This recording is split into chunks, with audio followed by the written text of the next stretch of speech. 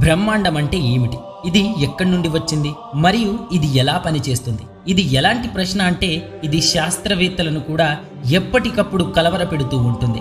అలాగే శాస్త్రవేత్తలు విశ్వ రహస్యాలను ఛేదించేందుకు ఎన్నో ప్రయత్నాలు చేస్తూనే ఉంటారు. మరియు విశ్వం గురించి కొత్త కొత్త సిద్ధాంతాలను కూడా ఇస్తూ ఉంటారు. నేడు శాస్త్రవేత్తలు ప్యారలల్ యూనివర్స్, టైం డైలేషన్ మరియు మల్టీ డైమెన్షన్స్ ని నమ్ముతున్నారు. అయితే స్ట్రింగ్ థియరీ ప్రకారం ఈ బ్రహ్మాండంలో 11 డైమెన్షన్స్ ఎగ్జిస్ట్ అయి ఉన్నాయి. ప్రతి డైమెన్షన్లో సమయం యొక్క వేగం అనేది భిన్నంగా ఉంటుంది. ఇప్పుడు మనం చూస్తున్న ఈ ఆవిష్కరణలన్నీ గత 100 సంవత్సరాలలో మాత్రమే ఆవిష్కరించబడ్డాయి. కానీ మన సనాతన ధర్మం ఎంత ప్రాచీనమైనదో దాని శాస్త్రీయ జ్ఞానం కూడా అంతే ఆధునికమైనది. ఈరోజు సైన్స్ వెలికి తీస్తున్న విశ్వం యొక్క రహస్యాల గురించి ఇప్పటికే మన పురాతన హిందూ గ్రంథాలలో వివరించబడ్డాయి. ప్రాచీనమైన మన హిందూ గ్రంథాలలో చెప్పబడిన ఆ విషయాలను మనం కేవలం మైథాలజికల్ స్టోరీస్గా భావిస్తున్నాం. వాస్తవానికి చెప్పాలంటే మన గ్రంథాలలో చెప్పబడిన విషయాలలో ఈరోజు సైన్స్కి కూడా అంతు చిక్కని ఈ విశ్వం యొక్క నిగూఢ రహస్యాలు దాగి ఉన్నాయి. గత కొన్ని దశాబ్దాలుగా స్ట్రింగ్ థియరీ బాగా ప్రాచుర్యం పొందింది. స్ట్రింగ్ థియరీ విశ్వం యొక్క 11 డైమెన్షన్స్ గురించి వివరిస్తుంది. కానీ మన సనాతన ధర్మంలో అయితే విశ్వంలోని 64 డైమెన్షన్స్ల ప్రస్తావన ఉంది. అయితే ఈ డైమెన్షన్స్ కి సంబంధించిన ఈ కాన్సెప్ట్ సైన్స్ కి కొత్తదై ఉండొచ్చు. కానీ మన హిందూ మతంలో దీని గురించి కొన్ని వేల సంవత్సరాల క్రితమే ప్రస్తావించబడింది. నేడు మన సనాతన ధర్మానికి సరిపోయే అనేక విజ్ఞాన శాస్త్రాలు పుట్టుకొచ్చాయి. కాబట్టి ఈ వీడియోలో నేను మీకు మన హిందూ మతంలో ప్రస్తావించబడిన ఎలాంటి కథల గురించి చెబుతాను అంటే వాటిని విని మీరు మన హిందూ సంస్కృతిపై గర్వపడతారు. కాబట్టి ఆలస్యం చేయకుండా వీడియోని స్టార్ట్ చేసేద్దాం. అది 1954వ సంవత్సరం. హగ్ ఎవరెట్ అనే ప్రొఫెసర్ మనలాంటిదే మరో ప్రపంచం ఉందని, ఆ ప్రపంచం మనతో పాటే ఎగ్జిస్ట్ అయి ఉంటుందని ఈ ప్రపంచానికి తెలియచేశారు. అయితే ఇవి వేరువేరు ప్రపంచాలు అయినప్పటికీ వాటిని మనం చూడలేము. కానీ అవి క్వాంటమ్ స్కేల్పై కలిసే ఉంటాయి. అంటే ఈ థియరీ ఇవ్వబడి 100 సంవత్సరాలు కూడా కాలేదు. కానీ వాల్మీకి, వ్యాసుడు వంటి పురాణ పురుషులు కొన్ని వేల సంవత్సరాల క్రితమే ఈ ప్యారలల్ యూనివర్స్ యొక్క థియరీ గురించి పురాణాల్లో మరియు హిందూ మత గ్రంథాలలో వివరించారు. ఒకవేళ మీకు నమ్మకం కలగకపోతే ఈ ప్యారలల్ యూనివర్స్ కి సంబంధించి అంటే ఈ ప్యారలల్ యూనివర్స్ ఎగ్జిస్ట్ అయి ఉందని చెప్పే కథ ఒకటి రామాయణంలో ఉంటుంది. అదేమిటో ఇప్పుడు చూద్దాం. ఈ విషయం అయితే మనందరికీ తెలుసు. రాక్షసులను సంహరించి ధర్మాన్ని స్థాపించడానికి శ్రీ మహావిష్ణువు భూలోకంలో శ్రీరాముడి అవతారంలో జన్మిస్తాడు. రామ రావణుల మధ్య యుద్ధం జరిగి ఎన్నో దశాబ్దాలు గడిచిపోతాయి. మర్యాద పురుషోత్తముడైన శ్రీరాముడు ఎన్నో సంవత్సరాల వరకు రాజ్యాన్ని పాలించి నలుమూలల రామరాజ్యాన్ని స్థాపిస్తాడు. అయితే ఈ భూమిపై జన్మించిన ఏ ప్రాణి అయినా ఏదో ఒక రోజు మరణించాల్సిందే. అది ఈ సృష్టి ధర్మం. అయితే ఒకానొక సమయంలో శ్రీరాముడు తన అవతారాన్ని చాలించి వైకుంఠానికి వెళ్లాల్సి వస్తుంది. కానీ అతని గొప్ప భక్తుడైన హనుమంతుడు ఈ భూమిని వదిలి వెళ్ళనివ్వడని శ్రీరాముడికి బాగా తెలుసు. శ్రీరాముడిని కాపాడడానికి హనుమంతుడు స్వయంగా యమధర్మరాజుతో యుద్ధం చేయడానికి కూడా వెనకాడడు. అయితే ఇక్కడ హనుమంతుడు ఒక విషయం తెలుసుకోవడం చాలా ముఖ్యం. అదేమిటంటే ఈ బ్రహ్మాండంలోని విషయాలు ఎప్పటికీ అంతం కావు. అవి ఒక సైకిల్లో తిరుగుతూ ఉంటాయి. అది హనుమంతుడికి తెలియజేయడానికి శ్రీరాముడు ఒక తెలివైన లీలను ప్రదర్శిస్తాడు. శ్రీరాముడు భూమికి ఒక చీలికను చేసి ఆ చీలికలో తన ఉంగరాన్ని వదిలేస్తాడు. ఆ ఉంగరం ఆ చీలిక గుండా ప్రయాణిస్తూ పాతాళ లోకానికి చేరుకుంటుంది. అప్పుడు శ్రీరాముడు హనుమంతుడిని పిలిచి ఆ చీలికలో పడిపోయిన తన ఉంగరాన్ని తీసుకొని రావాలని హనుమంతుడిని కోరుతాడు. అప్పుడు హనుమంతుడు తన శరీరం యొక్క పరిమాణం తగ్గించి ఆ చీలికలోకి ప్రవేశిస్తాడు. తన ప్రభువైన శ్రీరాముడి ఉంగరాన్ని వెతుకుతూ భూమి కింద ఉన్న 6 లోకాలను దాటి 7వ లోకమైన పాతాళ లోకానికి చేరుకుంటాడు. అక్కడ హనుమంతుడు శ్రీరాముడి ఉంగరాన్ని వెతుకుతూ ఉండగా పాతాళ లోకానికి మరియు నాగజాతికి అధిపతి అయిన వాసుకి హనుమంతుడి దగ్గరికి వస్తాడు. పరిచయాలు పూర్తయిన తర్వాత వాసుకి హనుమంతుడితో ఏం వెతుకుతున్నావని అడుగుతాడు. అప్పుడు హనుమంతుడు తన ప్రభువైన శ్రీరాముడి ఉంగరాన్ని వెతుకుతున్నానని బదులిస్తాడు. అప్పుడు వాసుకి అదిగో అక్కడ కనిపిస్తున్న ఆ పర్వతం దగ్గర నీ రాముడి ఉంగరం దొరుకుతుందని చెబుతాడు. హనుమంతుడు వాసుకి కృతజ్ఞతలు చెప్పి అక్కడికి వెళ్లి చూస్తే ఆ పర్వతం పూర్తిగా శ్రీరాముడి ఉంగరాలతో నిండి ఉంటుంది. అది చూసి హనుమంతుడు ఆశ్చర్యపోయి మా ప్రభు కేవలం ఒక ఉంగరం మాత్రమే తీసుకొని రావాలని బదులిచ్చారు.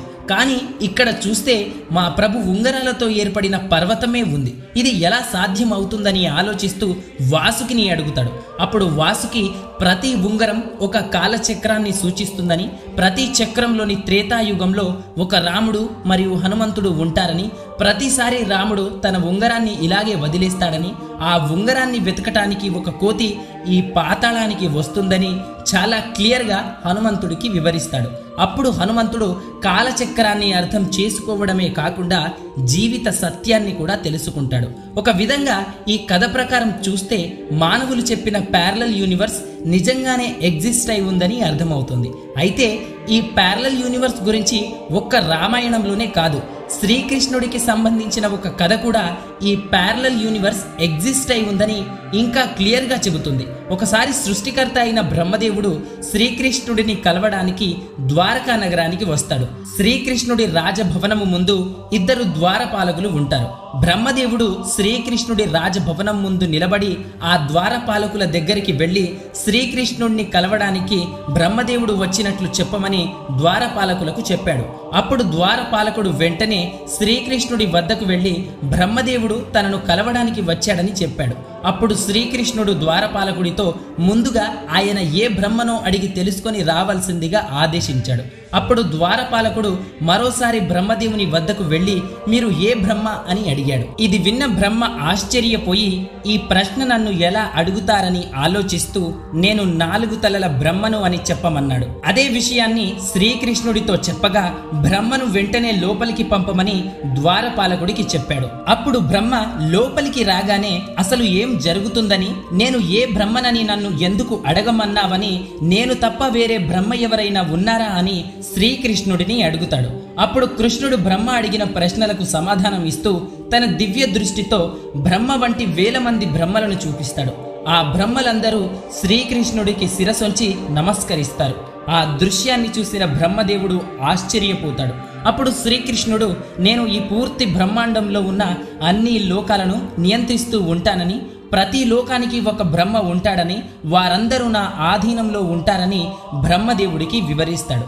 ఈ విధంగా శ్రీకృష్ణుడి ఈ కథ కూడా ప్యారలల్ యూనివర్స్ ఎగ్జిస్ట్ అయి ఉందనడానికి ఒక మంచి ఎగ్జాంపుల్. ఇప్పటి వరకు మనం ప్యారలల్ యూనివర్స్ గురించి తెలుసుకున్నాం. ఇప్పుడు మనం టైం డైలేషన్ గురించి తెలుసుకుందాం. మన హిందూ పురాణాలలో టైం డైలేషన్ కి సంబంధించి ఒక సైంటిఫిక్ కాన్సెప్ట్ ఉంది. టైం డైలేషన్ అనేది ఒక మంచి ఇంట్రెస్టింగ్ థియరీ. ఇంటర్స్టెల్లార్ అనే హాలీవుడ్ మూవీలో ఈ టైం డైలేషన్ థియరీ గురించి చాలా క్లియర్గా చూపించారు. ఈ ఇంటర్స్టెల్లార్ మూవీలో కొంతమంది ఆస్ట్రోనట్స్ జీవనానికి అనుకూలంగా ఉన్న భూమి లాంటి ఒక గ్రహాన్ని వెతకటానికి స్పేస్ షిప్ లో కూర్చొని అంతరిక్షంలోకి ప్రయాణం సాగిస్తారు. వారి ప్రయాణంలో భాగంగా వారు ఒక పెద్ద బ్లాక్ హోల్ కి దగ్గరలో ఉన్న ప్లానెట్ మిల్లర్ దగ్గరికి చేరుకుంటారు.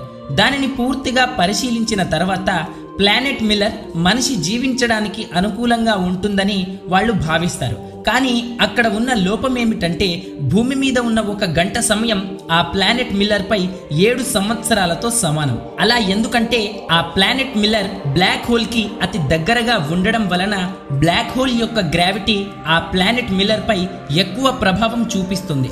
అందువల్ల ప్లానెట్ మిల్లర్ పై సమయం చాలా స్లోగా నడుస్తుంది. పరిశోధన పూర్తయిన తర్వాత అక్కడి నుండి వీలైనంత త్వరగా బయలుదేరాలని ఆస్ట్రోనట్స్ ప్లాన్ చేస్తారు. కానీ ఒక చిన్న ప్రమాదం కారణంగా అక్కడి నుండి బయలుదేరడానికి వారికి కొన్ని గంటలు ఆలస్యం అవుతుంది.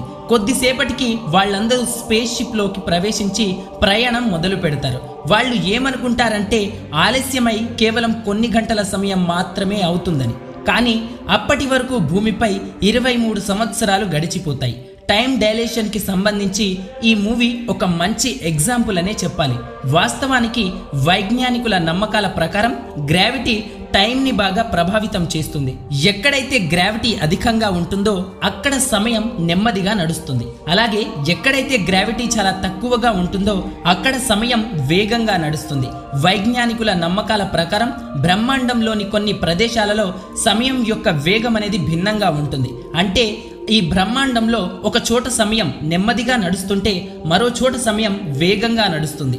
ఈ టైం డైలేషన్ కి సంబంధించి మన హిందూ పురాణాలలో కూడా అద్భుతమైన కథ ఒకటి ఉంది. ఒకానొక సమయంలో రాజా కకుడ్మి అనే ఒక గొప్ప రాజు ఉండేవాడు. అతనికి రేవతి అనే ఒక కుమార్తె ఉండేది.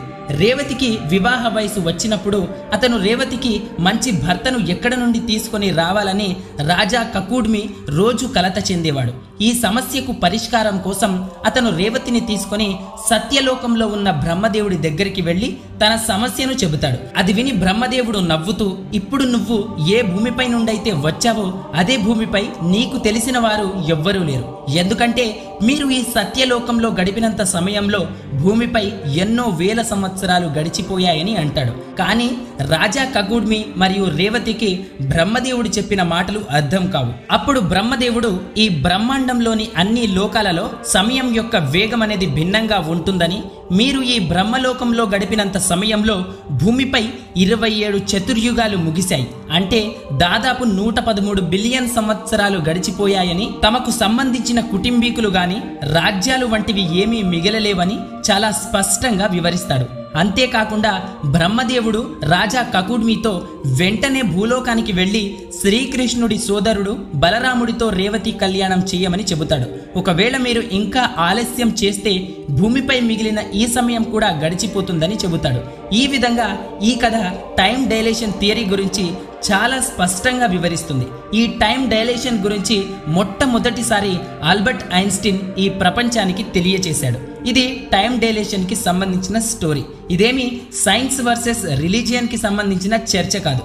ఈ వీడియో చేయటానికి గల ఏకైక ఉద్దేశం ఏమిటంటే మన హిందూ మతం ఎంత ప్రాచీనమైనదో దానికి ఉన్న శాస్త్రీయ జ్ఞానం కూడా అంతే ఆధునికమైనది. కాబట్టి ఈ వీడియోలో మనం ప్యారలల్ యూనివర్స్ మరియు టైం డైలేషన్ గురించి తెలుసుకున్నాం. మరో వీడియోలో మన హిందూ మతంలో వివరించబడిన 64 డైమెన్షన్స్ల గురించి తెలుసుకుందాం. సో ఫ్రెండ్స్, ఇది ఇవాల్టి వీడియో. మరో వీడియోలో మళ్ళీ కలుద్దాం. అప్పటి వరకు మన వీడియోస్ని చూస్తూ ఉండండి. Thank you for watching.